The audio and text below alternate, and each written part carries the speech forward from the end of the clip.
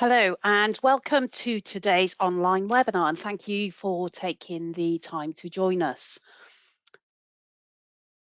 The purpose of today's webinar is really about showcasing some of the best features that our customers use every day in Causeway Estimating. The session is designed for those companies who may be using Excel to price work or an alternative solution, and will hopefully give you a great insight into why hundreds of contractors trust Causeway Estimating. First, just some quick introductions as to who is on this webinar from Causeway today. My name is Amanda Reynolds. My role as a solutions specialist enables me to work with organisations who are looking to adopt a digital solution to their construction processes and practices. We're also joined by Ian Badams. He is the product owner for our estimating and pre-construction products, responsible for the development of the software. So Ian will work closely with our customers to ensure the product delivers what they need. Helpfully, Ian is an estimator by trade, so he really does know what our estimating clients need. Here you can see the route we plan to take today.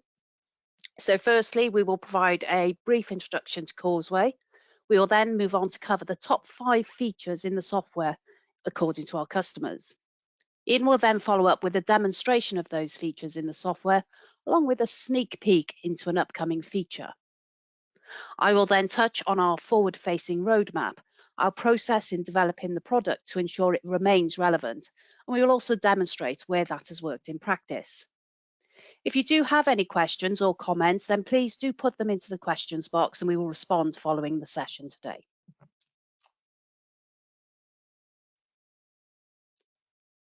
So for those of you that are new to Causeway, I thought it might be useful to give you a bit of a background as to who we are, what we do and what our aims are. Established for over 20 years, Causeway has become the largest specialist software provider to the UK built environment, and we are trusted by some of the biggest organisations in the sector who use our comprehensive range of scalable solutions. Whilst it's important to demonstrate the scope of our client base, it's vital to demonstrate that we understand the challenges our industry faces. We get it that pre-tax profit margins for the top 100 are an average of just 0.8%, and that the top 10 construction contractors between December 2019 and 2020 recorded an average pre-tax profit margin of minus 3.8%. Our industry is second to last in terms of the level of digitisation. This isn't sustainable, and that is something that we are looking to change. This is a visual representation of how our modular solutions are used right across the entire construction lifecycle. From market-leading design technology that will transform productivity whilst ensuring compliance, to our estimating e-tender and cost planning tools, ensuring our clients are as competitive, efficient and profitable as possible when bidding for new contracts. Then we have TradeX and supplier management software, where organisations can work with and manage their supply chains, whilst also trading electronically, reducing operating costs and the reliance on paper and manual data entry. After winning the work, we move to the build phase of the project, and our construct products enabling you to control costs, minimise risk and maximise profitability with a commercial management cloud platform, and attend with Donseed, our biometric time and attendance solution, providing a true digital solution for controlling site access, managing attendance and safety. We very recently announced the acquisition of Ermio, an industry-leading provider of mobile software, a mobile workforce management solution that connects your site and your office-based teams through some powerful digital workflows. Actually, what that means is that we can digitise any paper process in your business. Our unrivaled expertise spans the complete life cycle of the built environment, which allows us to develop point solutions for the whole construction process, unlike other providers whose products are not built with that data flow journey in mind. In terms of our estimating customers, well, we work with organisations across the entire construction sector, be that civils and ground workers, general contractors, fit-out companies, or even estimator freelancers. Here you can see some of the biggest names that we work with. However, our software is fully scalable, so suitable for a single freelance operator right up to a tier 1 main contractor with estimators in different locations. So with that in mind, we should move on to the top 5 features some of these customers tell us that they love. So bill of quants importing. Ian and his team have worked tirelessly on this feature with the ultimate aim to reduce the amount of time estimators have to spend in Excel. So whether that's reordering columns in spreadsheets or reformatting data prior to an import, this is a feature that creates significant time savings for our clients. And we are continuing to develop this with a recent upgrade to allow for multiple headers in a bill, which some billing tools produce. And Ian will cover that shortly. As standard, our software will come with industry standard libraries that are fully resourced and priced, so SMM7, NRM2, SESM. And the software can hold as many libraries as is needed. And you can switch between these libraries whilst working on a job. Many of you will no doubt have your own libraries with your own rates, in which case we can provide you with the templates to enable a simple import of that data so nothing is lost. And what Ian will demonstrate is how you can maintain control of this data, how you can very simply copy an entire library to personalize according to factors such as regions, trades, rates. And as this is a separate application to the estimating software, we can apply different permissions to maintain control of this vital data. A fairly new feature that's come into estimating with eTender developments is around the allocation of project documents. We have integrated Causeway's document management software into eTender to simplify management and sending of project documents to subcontractors and suppliers without the need for Dropbox or other methods. Still more to come in this area, but it's looking pretty impressive already, as Ian will show. And we're not trying to be a CRM solution here, although we can integrate with some. However, we also have the ability to track the progress of your tenders and the ability to report on this as well. Our communications panel is pretty useful. So whilst all of our clients have a dedicated account manager backed up by the estimating customer support team and the estimating development team, it's important to us that we enable a two-way communication method with all of our 2,000 users. So any one of them can contact support, can see the most recent updates, and can even put forward their ideas for improvement or enhancing our software. So with that, I'll hand over to Ian to take you through each of these areas, as well as to provide a bit of a sneak peek at a new feature that's coming into our next release. Over to you, Ian. Thank you, Amanda. So firstly, what we're going to look at is the methods that we've developed for importing bills of quantities, typically from Excel format. Over the years, we've come up with or have encountered various different formats that present different issues when you try to import. Now, I'm going to just show you a few examples of these so you can get what I'm talking about. This first example is where we've got, this is fairly nice and neat and laid out sort of perfectly, if you like, which is not real world in many cases. In this case, the descriptions, the items are all in a single cell, and that obviously is replicated across the bill of quantities structure here in many instances. Okay, and this would be, you know, relatively easy to import. If I flip to the next example, in this example, it certainly looks like a bill of quantities, but the problem here being that all the headings and the bill item descriptions are spanning over multiple rows in Excel. Now, historically, this would present a bit of a problem when we look to import it, but again, we've developed the software in such a way that it will detect space either side of this block of text and then import them. Yeah. What that means is obviously that will speed up significantly the import process. We've even developed the importer so that it will deal with banded scheduler rates type bills of quantities where they're used in sort of term contracts and the like. So this is just an example of one of these where we've got a bill item description, if you like, but the the system is expecting sort of 4 rates for the different quantity bands that you can see across there. And in the final example, we've even got again a very sort of poorly laid out bill from a competitor system in this case, where the bill items are, the headings are mixed up with the bill items, and it's particularly sort of poorly laid out in terms of the structure of the estimate. Now, what we've developed is, I'm going to show you now in the software itself. So what we've done is, obviously, if I look at importing one of these items, it's the last example that I've shown you. Again, when I select to import, there's various options on here. So it looks fairly complex to start with, but in short, there's a couple of tick options down here.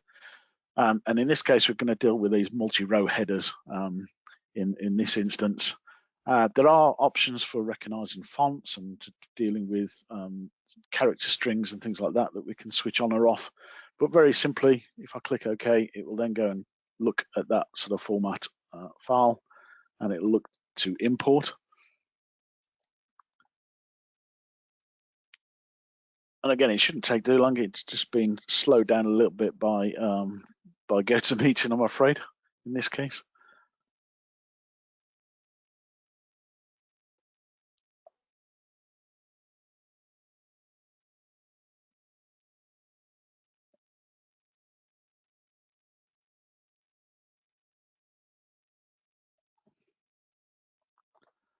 What I'll do while we're waiting for that actually is we'll flip into the next item and we'll come back to this. This should go relatively quick. It's just GoToMeeting hogs a lot of resource and takes a lot of time. So what we'll do is look at the library maintenance function, and that will pop up in the background and tell me when that's finished.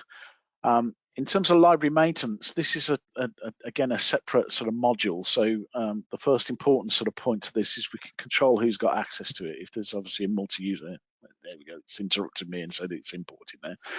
So this will go through now a process of saying, recognizing where the page breaks fall in the document. It will show me what it's found in the Excel sheet, and I can now sort of tell it where data is sitting in each column. So this gives flexibility of the data doesn't have to be sat in particular columns in Excel. It could be in any format whatsoever, and we can just basically select on the drop downs here what data is in each column. Typically, we want to import 4 things: like reference, description, quantity, and units. However, there is obviously capability to import in a lot more information if it's there. If I simply click import now, it will say, right, where do you want to import this to? And at this point, I'm going to create a brand new estimate. We'll call it webinar 3,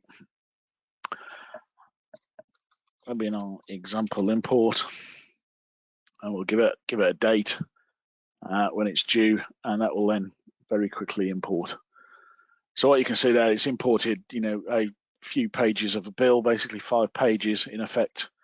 If I now open that estimate and show you the results of that, what it's done is interpreted all the headings basically in separate lines, basically kept it all separately, and obviously interpreted all the items as it sort of came in. So what we then obviously will move on to do is look at the library maintenance function. So as I was saying, this is a separate module, so we can control who's got access to go into here and to maintain the library data. This is obviously fairly important in the system.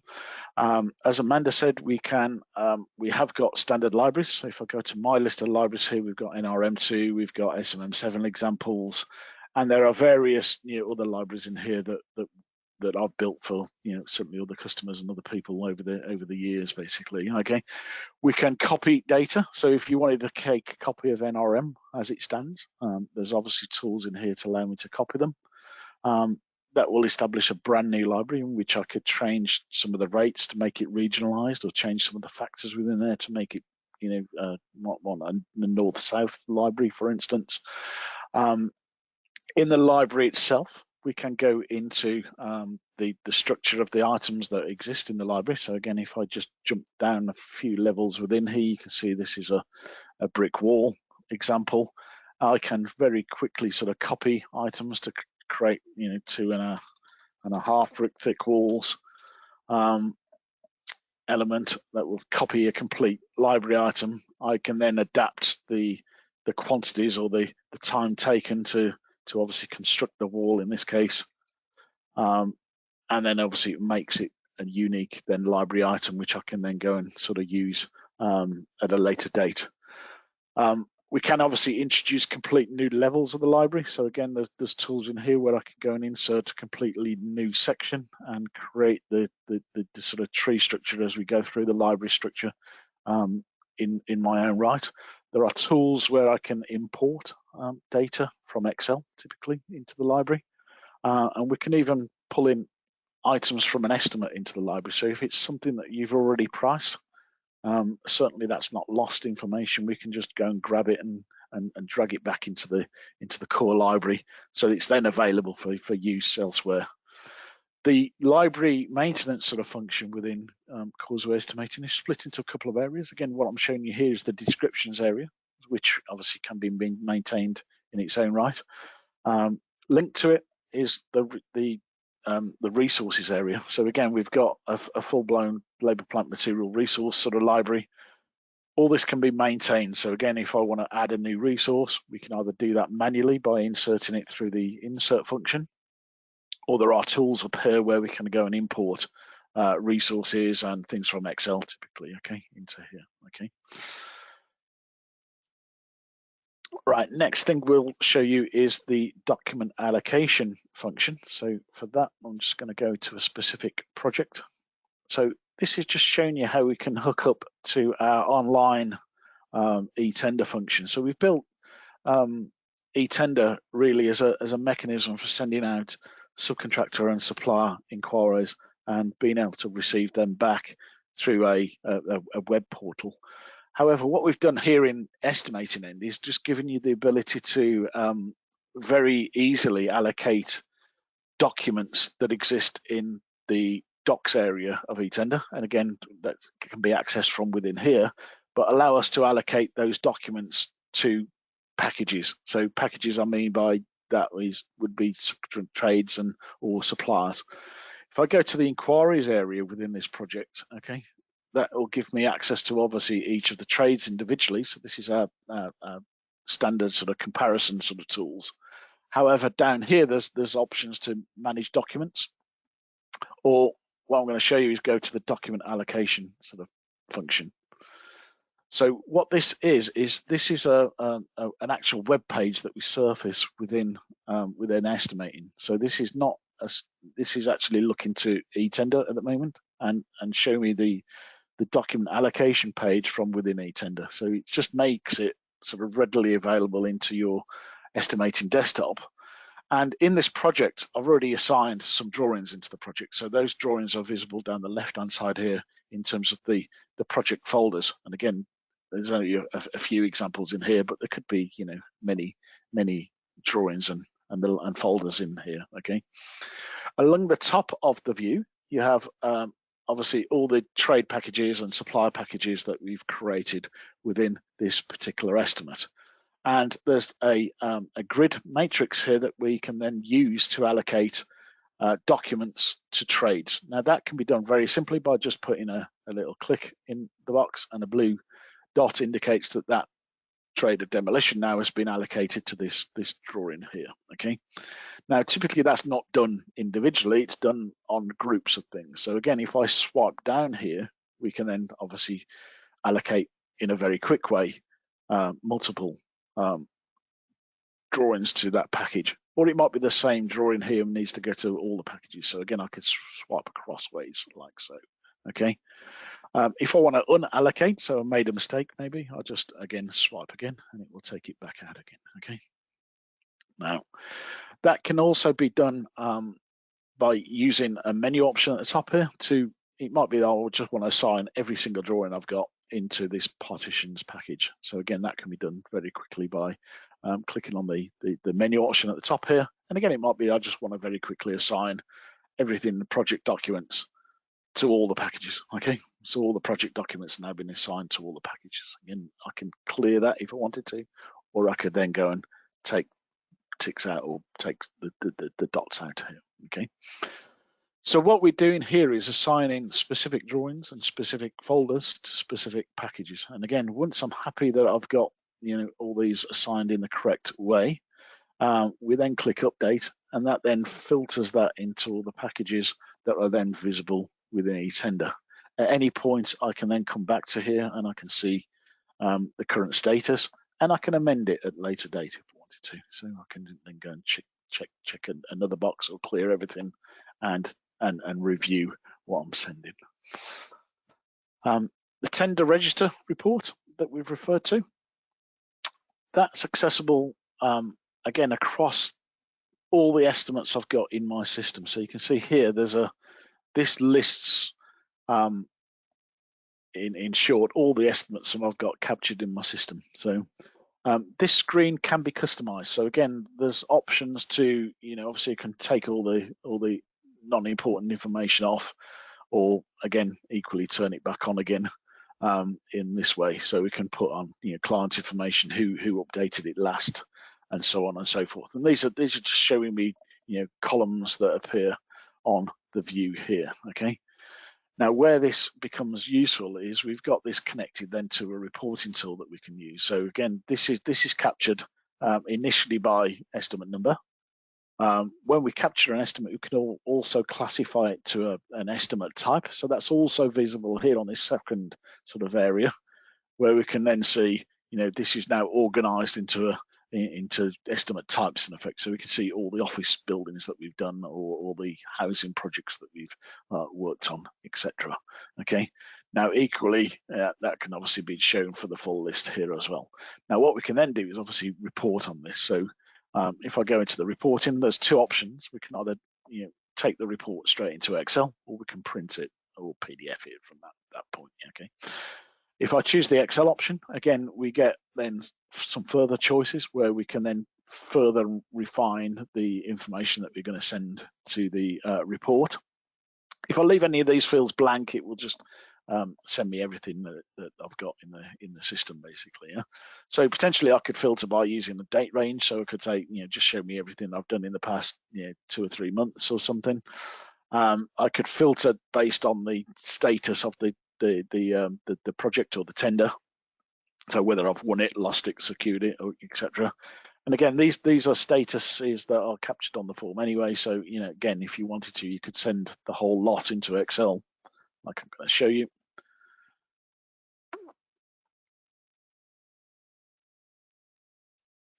And then typically that then will give me a complete list in Excel. And then we could then further refine this by using some of the filtering capability within Excel if you wanted to. So that's just showing you that all the estimate data is available to be reported out in some meaningful way. Now we've got lots of clients that will use this for monthly reporting to management and so on and so forth.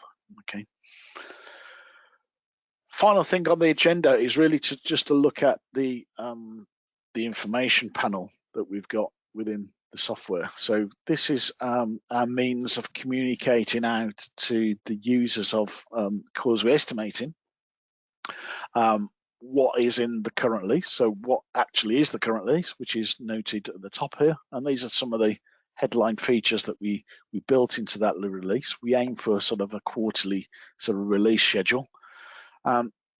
More importantly, though, it also gives you the ability to connect to our support team. So there's a button here to connect to our support team. So if you've got an issue with anything, you can obviously click there to connect to support. You can obviously download the latest release from here if you wanted to, and you can also connect to our product team. So this is me and my team, where we're looking at enhancement requests. So if you think, I wish it did X, Y, and Z, there's a form that you can fill in here, and that will basically end up in my inbox in effect, that allows me to gather sort of feedback from the people that actually use the software in order to drive the sort of forward-looking roadmap.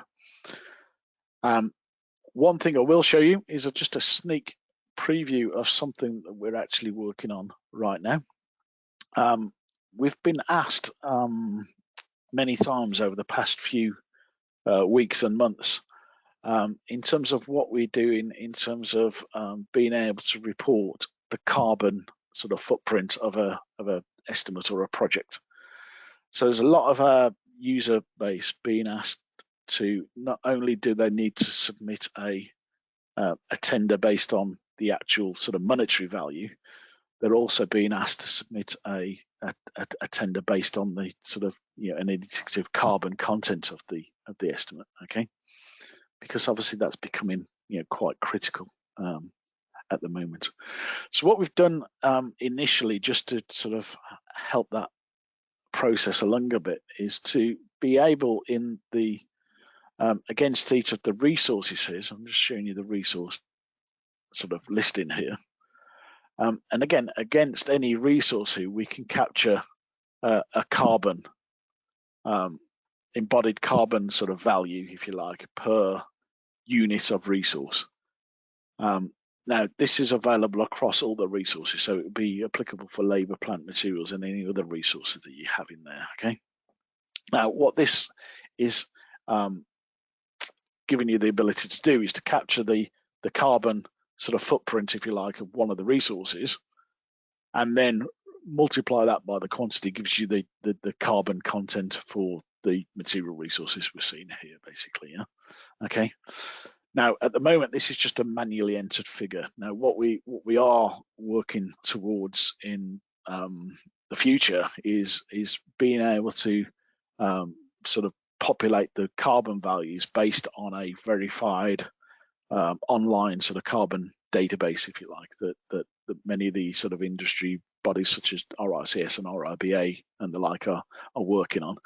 So that's the next stage on from this, is to be able to sort of connect it up to a proper sort of verified source of content. But for now, I think, you know, it's good enough. Lots of the customers I spoke to actually have got sort of these values anyway, so it's just a means of being able to report it. Now, what that also does is then gives me the ability to do one of the reports that we've modified slightly. So if I look at the all resources in the estimates, so this is the resource analysis sort of report, we've modified this to include the carbon content, basically. So again, if I look at the report here, we've got the value of the items here in this column. So again, that's shown as a monetary value. We've also added the carbon rate per unit and the carbon value total down here. So you can see the carbon value against the actual monetary value on the report here that we've generated. So that's just a sneak preview of something that's coming in the next release, just to give you a bit of an awareness, really, more than anything else. And with that, I'll probably hand back over to Amanda. Brilliant, thanks for that, Ian. So it's vital for us at Causeway that we continue to develop our platform, and with our recent investment of 120 million, that has enabled us to not only fund strategic acquisitions such as ERMIO, enhanced and specified by, it also allows us to continually develop our existing products. So we have a proactive process and a forward-facing roadmap that we share with our customers, with new software releases every quarter, with enhancements and updates that are driven predominantly by customer requests and suggestions, as well as market demands. And as you have seen, we actively encourage all our users to make those suggestions for improvements. Ian and his team will review those suggestions on a bi-weekly basis to determine if viable, and if so, they'll be placed on our roadmap with timescales dependent on priority. So Ian's kind of shown you a bit of a sneak peek into what's coming in our next release. And as he mentioned, that was driven by a customer suggestion literally a few weeks ago. The sustainability agenda is really going to change how we work. And our clients are telling us that capturing carbon data and providing the carbon cost of projects is as important as providing the financial cost. So you've seen the immediate change we've made as a result of that, with the future roadmap being to integrate with online web services to bring in verified carbon values for resources and priced items. Other items on our roadmap include various reporting improvements that have been requested by a client base, but we think will benefit the wider base, improve tender register data, and the addition of introducing carbon values into wider reports.